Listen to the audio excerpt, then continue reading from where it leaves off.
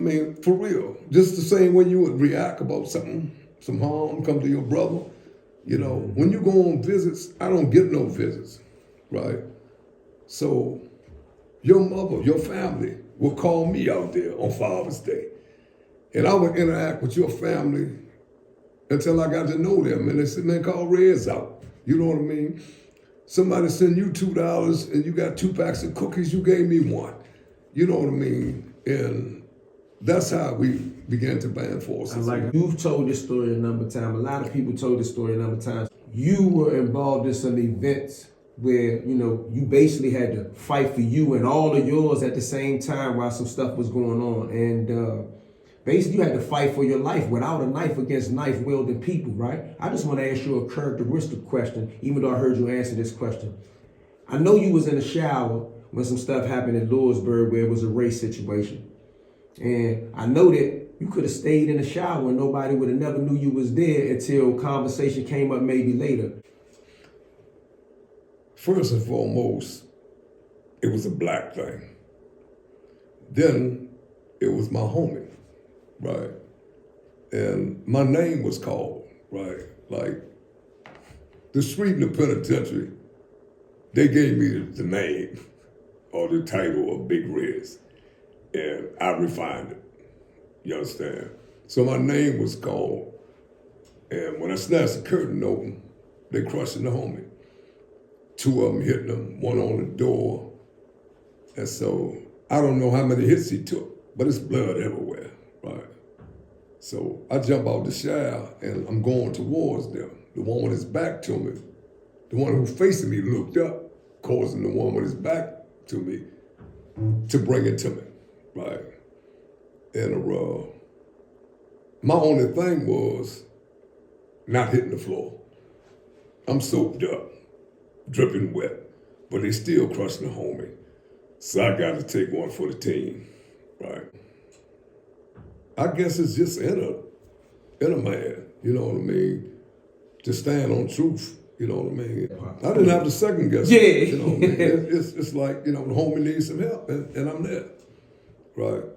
And so we were talking earlier about situations like that and how people associate and give titles and statements to different situations, making you a gladiator, you a soldier, you a warrior, and a hero, right? And my argument is when it's glorified to the point because, you know, I just safely assume that all the thorough stand-up dudes from Washington would have done what I've done. I didn't do nothing no other man, a real nigga, wouldn't have done, right? So, and you laughed when I told you that earlier. I believe in all honesty that I haven't met a man who I would hold over the top of my head, right? I mean, Allah is God, right? I give honor to man, right? But Obama, Malcolm X, they ain't no bigger than me, right? And so I give credit and honor to them dudes, right? And so I believe that a lot of time when people glorify dudes and make them out of heroes because they feel or they know that what this individual did, they question whether or not they would have done it, right? And, you know, I would do that again if I had to, you know what I mean? Like you said, I could have hid in the shower, crept on the tier, crawled like a coward, and now I can't face myself in the mirror, right? I leave a homie out there, the guy you speak of, he took 32, 31, 32 O's, right? Jonah Bay over there, he did. Salam over there, he did. So I know they came to work, right? They came to kill, right? You know, and at the time, I didn't know why they were so hell-bent on killing DC blacks. First of all, according to their court records, they knew that I could fight. And they knew that normally, generally, I keep a knife on me.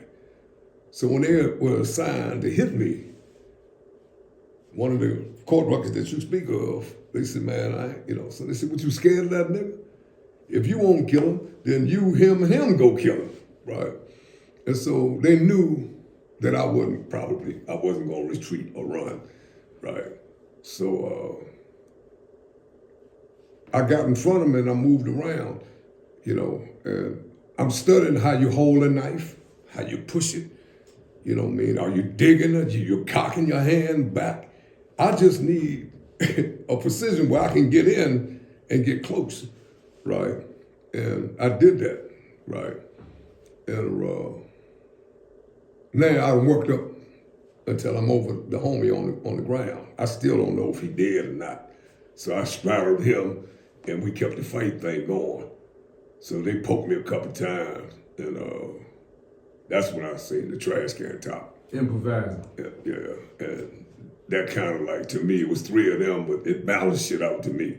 As long as you could As long as I had me a shield, right? But they were slinging that junk. The tips was coming through the top of the can, and they these jumps was manufactured. The tips was coming through the tin can. Yeah. I can't really get into no sound effects. My feet covered with blood, homie leaking like a Puerto Rican, and I'm saying, man, when I put the can in front of my face, they couldn't see me, the can, right? So they joking up under it, they don't know where I'm at. So I'm pushing them back, but I'm hitting them with the broom, right? Boom, right?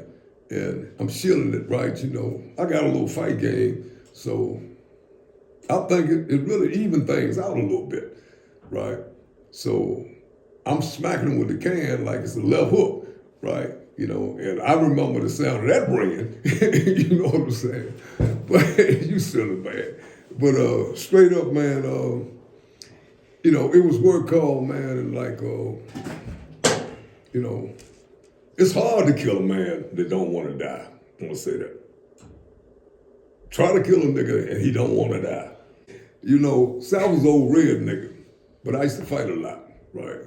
So I went home one day and we was poor and I had a black eye. It was my mother. She said, boy, that's the shiner you wearing today, right? Go on there and put some bologna on your eye. Now, they was doing the steak thing.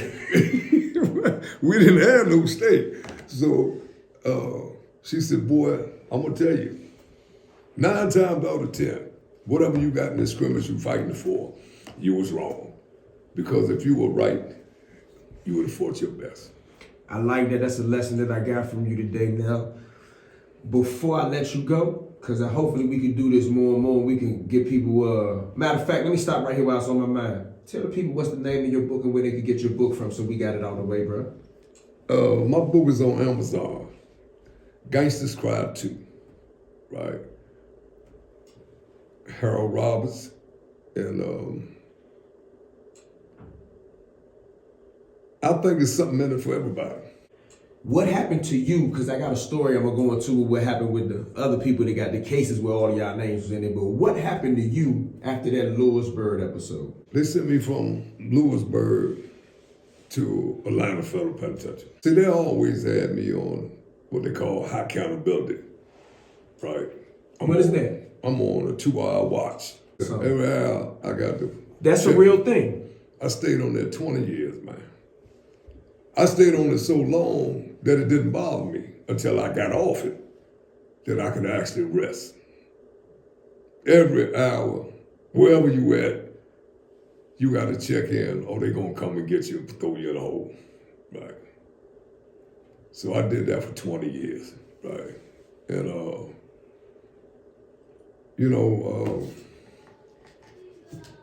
every institution had its purpose, its ups and downs. So, like you said, that's another story, man.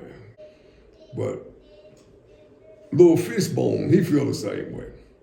That's my man. Fishbone from the farm. Shout out to Fishbone. That's short. Like, a Cuban tried to stab him up in jail. I was going to court. I took the knife from the Cuban, right? So Fishbone today said, man, I owe you my life. Shout out to Fishbone, man. That's Matter my of man. fact,